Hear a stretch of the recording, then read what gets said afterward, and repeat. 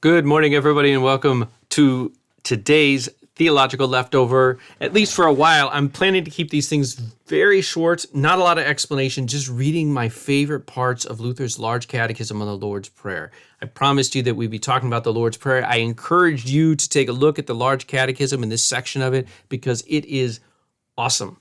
And so I'm going to share with you just my favorite parts. Your favorite parts may be different. I would love to hear what your favorite parts are.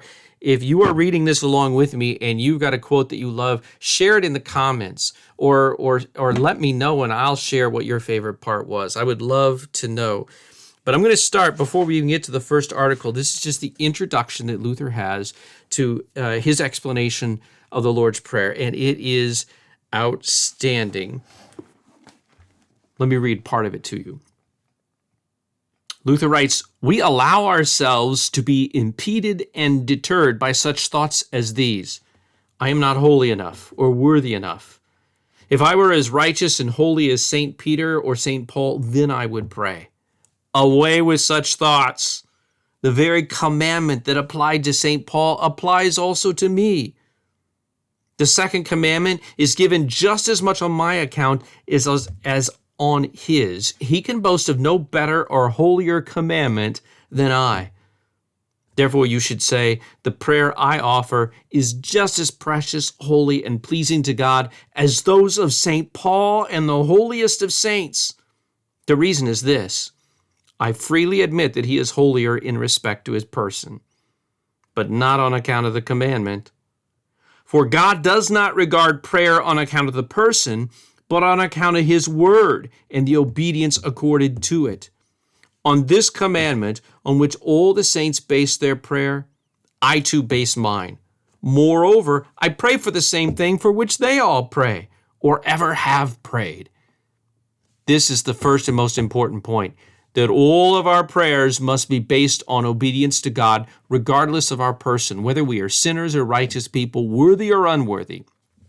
We must understand that God is not joking, but that he will be angry and punish us if we do not pray, just as he punishes all other kinds of disobedience. Nor will he allow our prayers to be futile or lost. For if he did not intend to answer you, he would not have ordered you to pray and backed it up with such a strict commandment. A little bit later, Luther says you can hold such promises up to him and say, "Here I come, dear Father, and pray not of my own accord, nor because of my own worthiness, but at your commandment and promise, which cannot fail or deceive me." Those who do not believe such a promise should again realize that they're angering God, grossly dishonoring him, and accusing him of lying. I love this. I love how he starts. I love how he starts by saying, look, you have been commanded. This is a commandment just like any other commandment. So when you're plagued with this idea, with this doubt, with this concern, am I holy enough? Am I worthy enough? Why would God listen to me? Surely he's not going to listen to this prayer. I prayed it so many times before. All of those doubts that the devil would try to raise to keep you from praying, there's lots of ways we can address those doubts, but the first way that Luther does it is with the commandment. He commanded you to do it, so do it. And be assured, if he commanded you to pray, is he going to listen? Of course he is, no matter who you are. This is all about God's commandments and his promises. This is all about God's word. Believe what he says, because he is faithful. That's it. That's it.